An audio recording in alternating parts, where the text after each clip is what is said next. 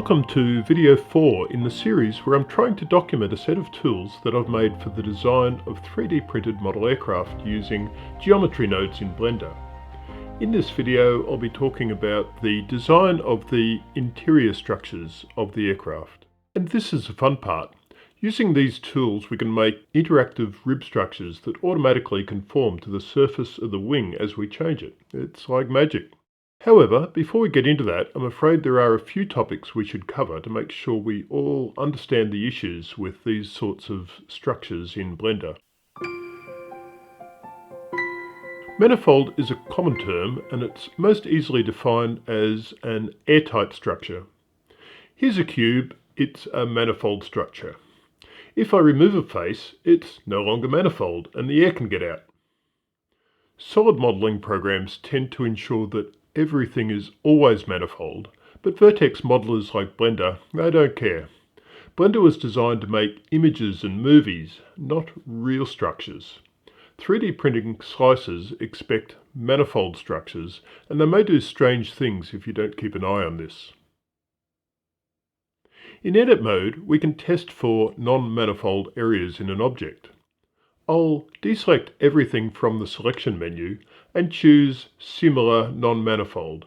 The edges of the non-manifold areas are highlighted. Blender also has the concept of inside and outside surfaces based on the normal directions of the surfaces. There is a display option to show which direction each face is pointing. Show face orientation. Depending on the display mode, for example in solid mode with no transparency, it will show blue for outward facing faces and red for inward.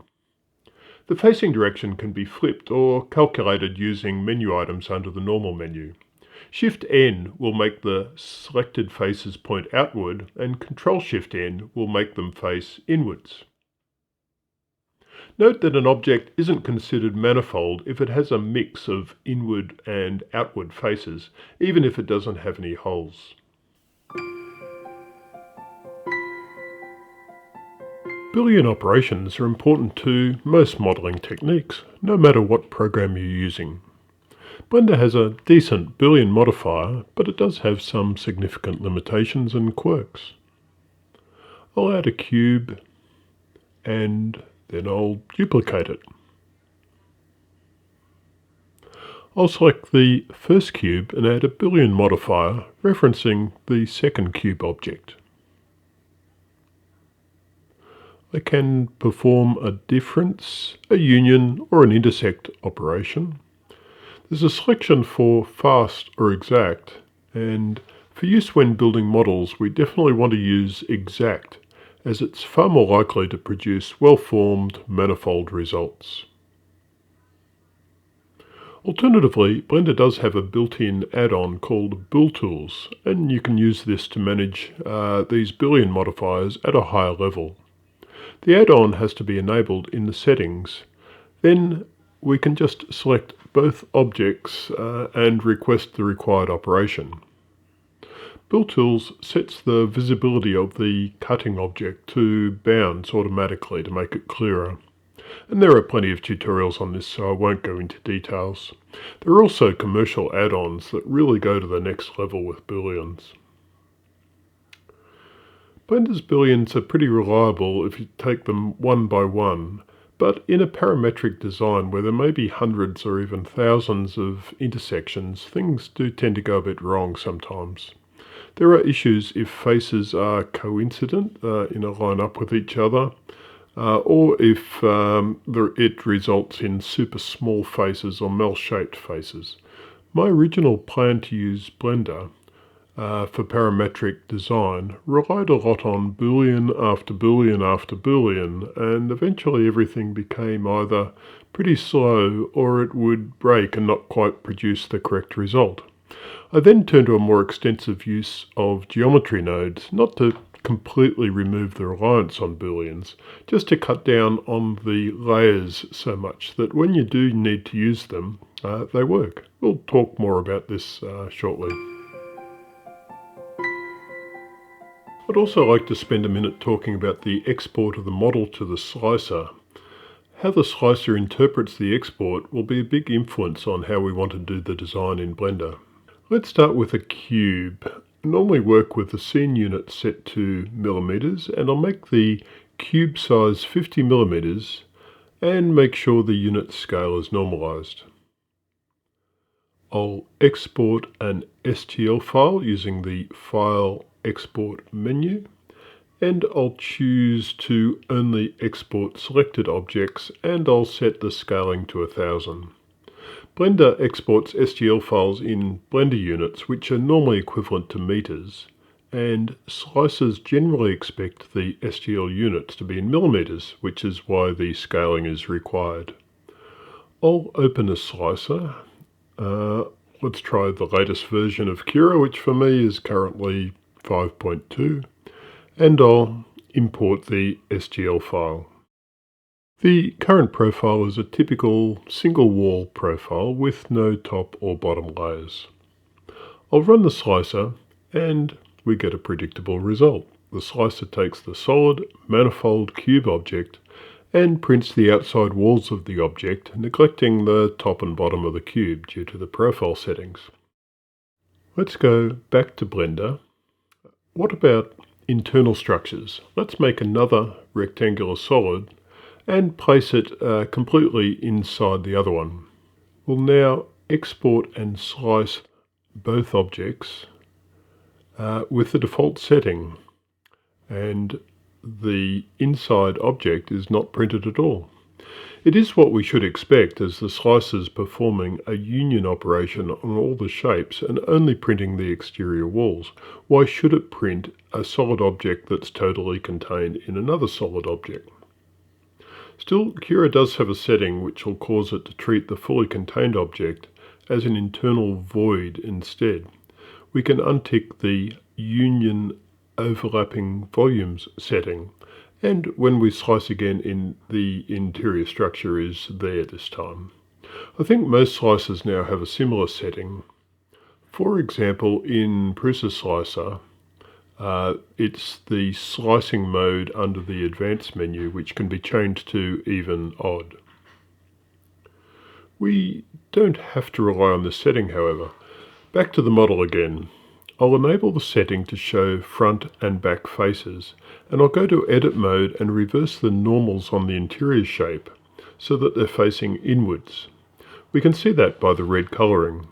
The combination of the two shapes now represent a single manifold object with a void or empty space in the middle. We can export and slice, and now the slicer is printing the interior walls that are facing inwards. Now let's set the internal structure to be very thin, let's say 0.1 millimeters wide, and to touch the walls of the external surfaces. We slice it and we can see we've made a thin double interior wall that extends through the external walls. If I keep the internal wall a very particular distance from the external walls, and I've found for me 0.7 millimeters works for my 0.4 millimeter nozzle with Cura, and we export it and then slice. The interior walls just touch the external wall. The hot filament of the internal wall will stick to the external wall, and this is the now traditional thin wall technique. How about we let the interior wall penetrate just at one side? This is the result in Cura. We can select the spiral print function, and the printer will now build the object in vase mode without pausing the filament travel at all. This is also a well-known technique used with foaming lightweight PLA to avoid the stringing problems you can get. Which method you use, it's up to you. With either method, you'll have to experiment a bit, as everything has to be just right to get the adhesion in these adjacent areas. Finally, onto the interesting bit, ribs. This is probably why you've watched this video so far anyway. The first tool I'll talk about are the curve ribs. I'll start with the 3DB blend file, turn off the view of the fuselage, the tailplane and the fin, and I'll give the wing just a quick shape as I did in more detail in the previous video. Then I'll enable the view of the curve rib collection. By default, there are two sets of ribs labelled left and right, and each has a set of control curves that determine the location and orientation of the ribs. I'll select just the left curve ribs and the associated control curve, and I'll hit the / key to isolate those two shapes. You can see the ribs are distributed evenly between the curve guides. If I put the guides into edit mode and change the shape of the curves, you can see how the shape of the ribs is interpolated between the curve segments, and that the ribs adjust in real time to conform with the shape of the wing.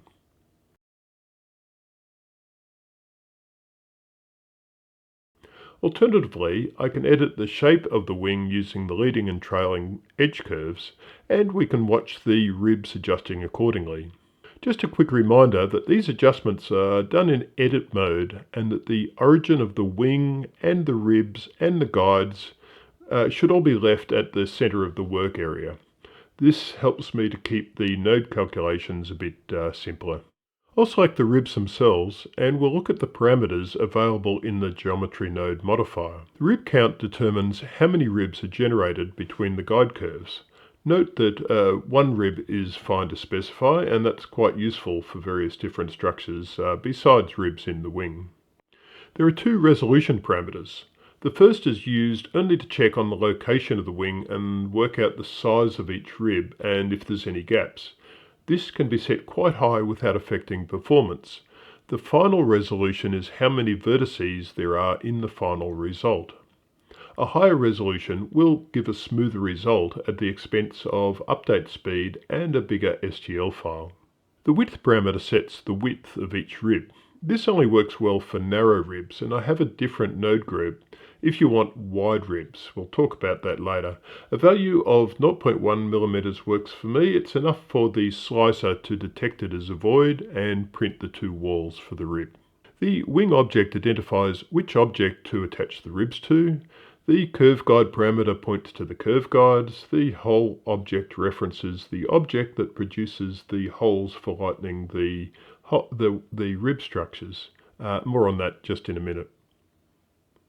The minimum height parameter does just that. The rib won't appear in areas in the wing that would result in a height smaller than this parameter. The in-between tick box offsets the location of the ribs.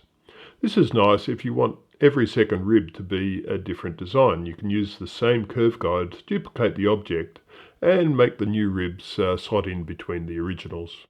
The ray direction determines which direction the ribs should look for to find the wing and the angle to draw the ribs. The default is vertically straight up, and that should be okay for most things anyway. The curve guides have to be drawn below the lowest part of the wing, and the ribs will look upwards to find the wing, and the ribs will be drawn vertically. The curved ribs can be used as structures in the fuselage, for example, and in that case we might want to insert them, say, horizontally or at 45 degrees. The Flip Faces checkbox offers to make the rib shape normals face inwards, ready for the slicer to treat them as internal void structures. The offset parameter specifies how close the ribs get to the wing surface. I did explain in the slicer section of this video about getting the internal structures close, but not extending through the external surfaces. 0.7 mm works for me. Here's an example of a sliced section of wing with these settings.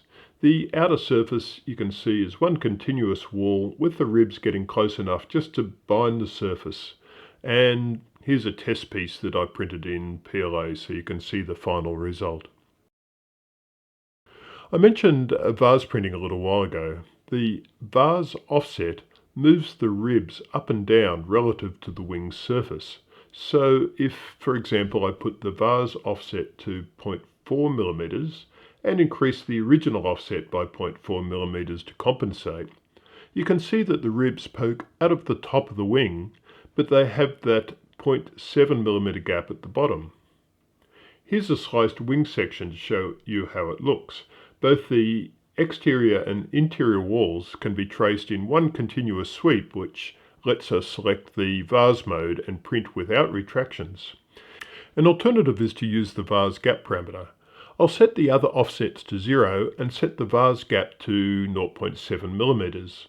The ribs poke out the top and the bottom, but we have a gap halfway up. Here's a sliced section of this arrangement. Again, we can enable vase mode printing. I guess this has the best adhesion between the ribs and the wing's surface, but it does have those visible lines on the surface of the wing and potential fault possibilities. And what you do, it's really up to you. The curve ribs modifier referenced the curve holes object. Let's have a quick look at this object. I'll enable its visibility here. Of course, it's made with a geometry nodes modifier, and it's quite similar to the ribs modifier. In the modified parameters, we have the rib count, and by default, I've added a driver to keep the number of holes equal to the number of ribs. This works well for the common arrangement where there are two sets of ribs crossing at about 90 degrees. The between parameter makes sure that the hole objects sit nicely between the other ribs so that the holes end up in the right spot. The resolution sets the number of loop cuts along each hole, while the profile resolution is the number of vertices around each loop cut. They will affect the neatness of the holes in the ribs, but they can be set to a fairly high resolution before printing, as they don't directly increase the resolution of the model, but it can slow things down a little bit if they're too high. The modifier references the wing object and the same curve guides as the opposing rib guide curves, so that the holes and the ribs move together when the guides are adjusted.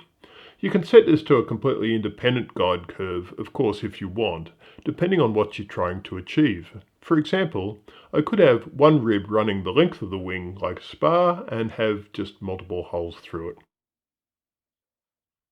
The offset determines how close the holes get to the wing's surface, and the minimum height lets you have no holes in the thin sections of the wing.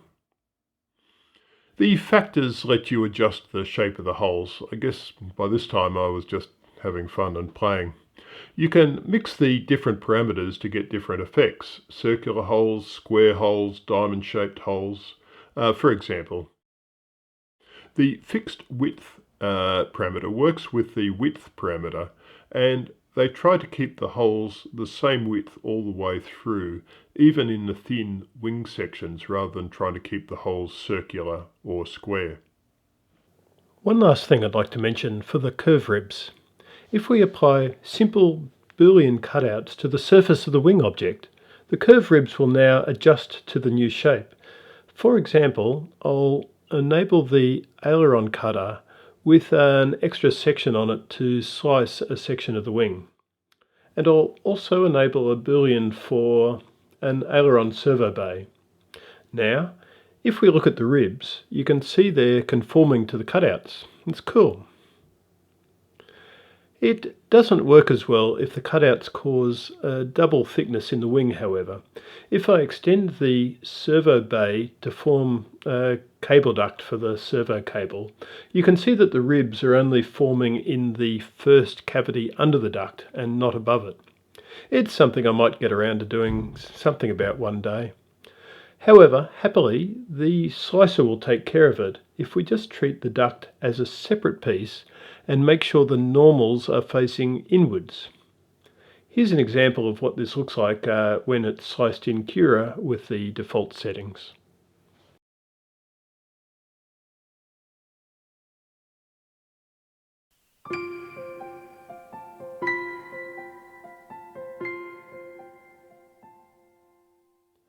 As I mentioned earlier, the curve ribs are effectively made as two-dimensional pieces. If we try to make them wide, they tend to stick out of the wing. So I've had a go at a geometry node group for wide and three-dimensional ribs. I'll turn off the curve ribs and enable the wide curve ribs. The parameters are pretty similar to those for the curve ribs. We have the rib count, which is straightforward. The resolution is that initial resolution that detects the gaps in the wing and the edges of the wing, so that can be quite a high number. The width resolution is the number of vertices across the width of the rib, and the final resolution is the resolution along the span of the wing. The width, of course, is the width of the rib itself, and we have the selection for the wing object and for the curve rib guides. I'm using the same ones as we had for the curve ribs. And the whole object again is the object which controls the holes for lightning in the rib. The offset is the distance to the wing surface. The minimum height is the lowest part of the wing where the curves will be generated in between, just shuffles the ribs across. The ray direction at the moment is set to straight up, which means the curve guides have to be below the wing. And we have the vase offset and the vase gap, which, although these parameters are here, they're not very relevant for wide ribs because the ribs won't work in the same way as for the thin ones. Now, although we have the advantage of being able to make the ribs wide, there's a fair bit more complexity here, and in particular, it won't ride through every type of obstruction in the wing because in some cases the geometry is too complicated to work out. So if I enable the aileron cutter, you can see quite a number of the ribs disappear because they can't handle the more complex shapes that are generated by the rib going through a triangular area and creating non-regular shapes. So that's just the disadvantage we have for these more complex ribs. But I think they still have their place, that they don't have to work to do the same job as the curve ribs. They can be used as a spar through the center of the rib, or just a stronger section of ribs where that extra strength might be required.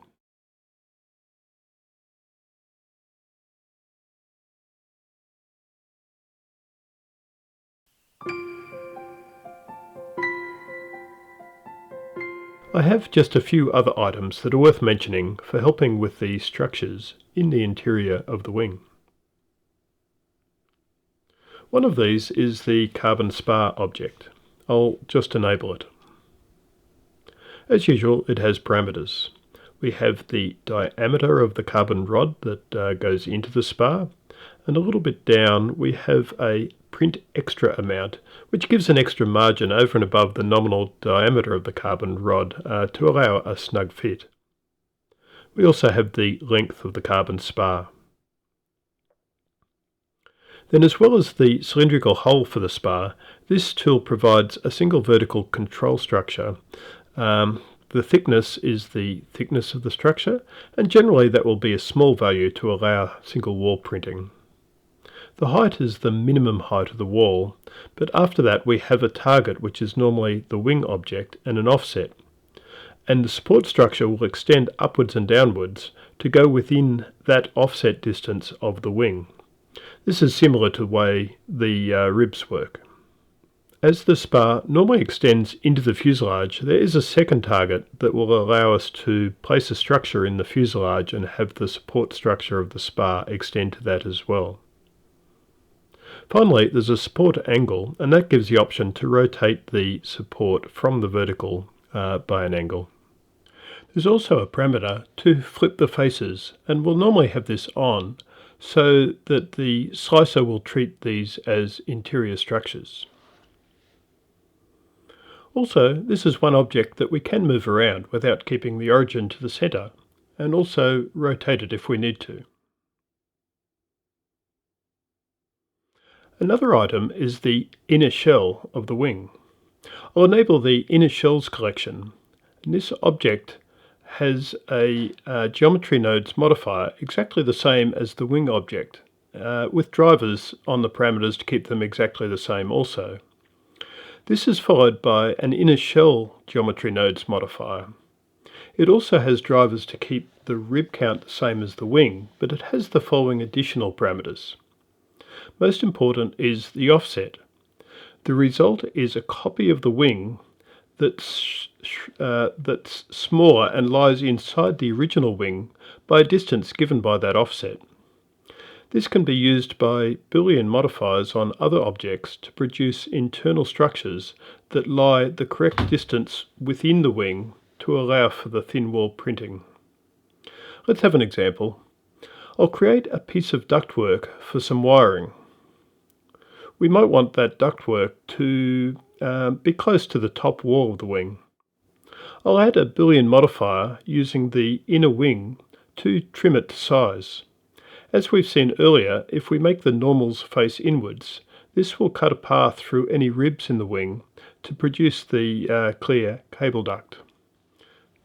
The inner shell node group has some other parameters to prevent the thin parts of the wing from folding in on itself and producing non-manifold sections, which then mess up the Boolean operations. The edge creep parameter shuffles the vertices around the trailing edge towards the front of the wing to reduce the congestion in that area. The edge clip parameter actually deletes rows of vertices from the trailing edge, again to reduce congestion in that thin area. The tip clip ribs removes ribs from the tip area of the wing to prevent problems with the tip of the wing. And the offset limit fraction tries to prevent how close to the center line that all the vertices can be flattened to, so that it prevents the wing from becoming totally flat. And you can tune these parameters to get a shape that has good integrity for Boolean operations. I have made a few other bits and pieces, but I think that'll do for the wing now, and we'll move on to the fuselage. Okay, let's move on to the fuselage. We'll go back to our 3DP plane design file and start with the canopy. I'll turn off the wings and the tail surfaces. We'll use the fuselage by sections for a change. We covered the canopy in a previous video, but I have made a few small changes to this. We have the object fuse template, which has the geometry nodes modifier to build the fuselage, and then a separate object with the cockpit cutter solid modifier, and this modifier references the fuselage object and the cockpit guide. We can edit the cockpit guide to change the shape of the canopy cutout however we like. The parameters include options to specify the shape of the cutout recess. When it comes to internal structures, a fuselage can take so many shapes, it's hard to look at every use case. So we'll look at a few specific examples. This is one case where Booleans can come in very handy. To help with this, I've made a geometry node modifier to produce inner shells of the fuselage. This is similar to the solidifier modifier with a few tweaks to help in the thin sections of the fuselage. The 3DP plane file has 3 of these, and by default they reference the fuselage by curves. I'll change this reference to point at the fuselage by sections template. We can use these inner shells to force the interior structures to fit within the fuselage shape with a specified gap to the wall. Now, for example, I can insert a simple rectangular shape and have it conform to the fuselage outer shape. We can translate and rotate the section however we like.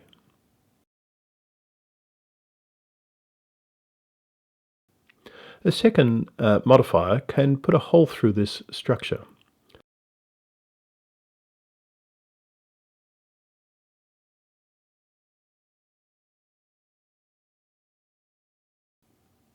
If we rotate the structure, they can become longitudinal strengtheners.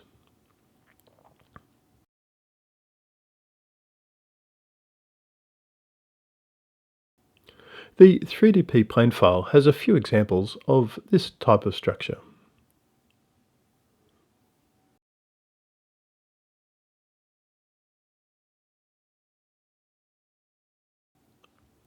As mentioned before, Booleans can cause some issues if overused, and they can contain some ugly topology. I've made at least one geometry node based brace, which I've called brace circular. It has a reference to the target fuselage. I'll just change this to point to the fuselage bisections. The position and rotation of the brace can be edited as well as the scale. You can see that the topology is very clean and simple, even when we edit it.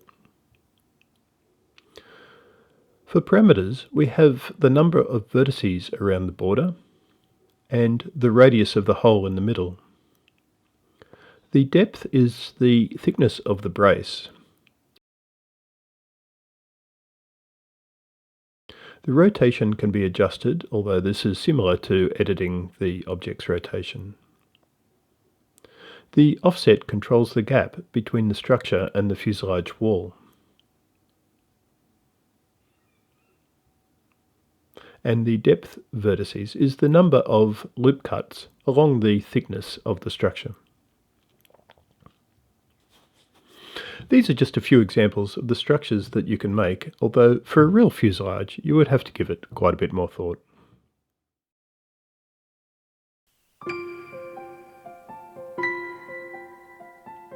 Now let's turn our attention to exporting sections of the model to STL files for slicing. Here is my current technique for doing this.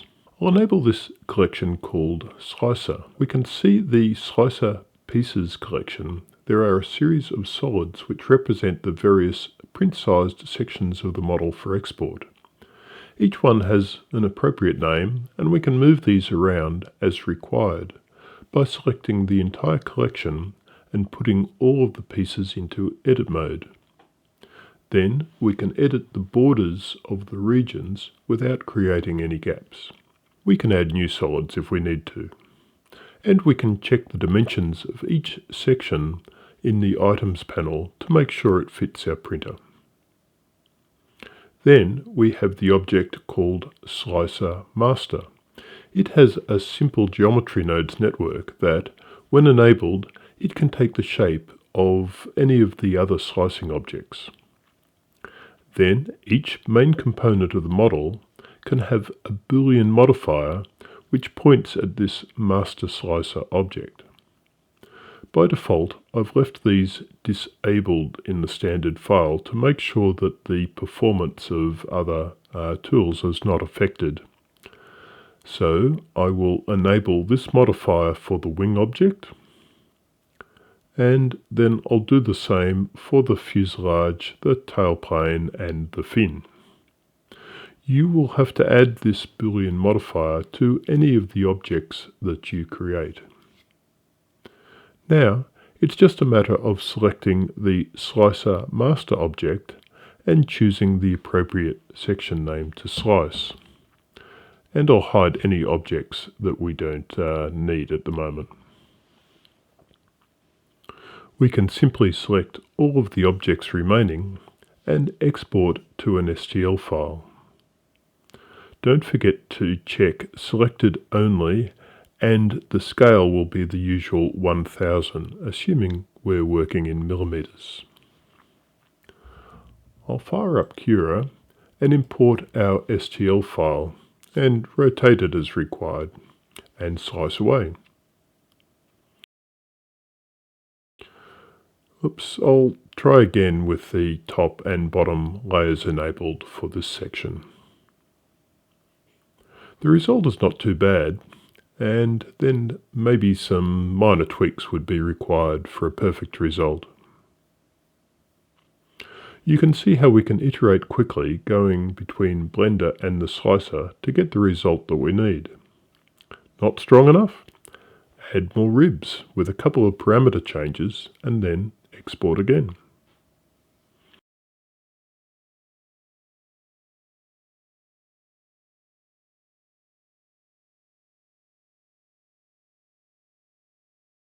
Add some locating pins to assist with lining up the wing, for example.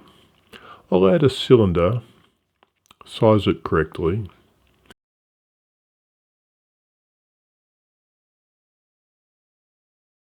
and give it the same Boolean modifier with the master slicer reference. Oh, and I'll have to follow that up with the geometry nodes modifier to flip the faces and make sure the normals are facing inward for an internal structure. I'll place it so that it has some support and then duplicate a few times for other locating pins.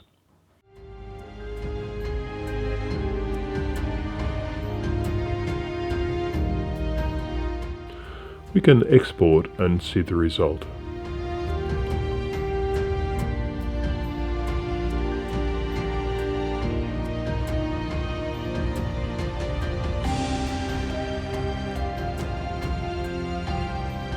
If we need to, we can always make a copy of the section and then apply all the modifiers so that we simply have the mesh that we can edit. This way we can take care of any little details that may be required.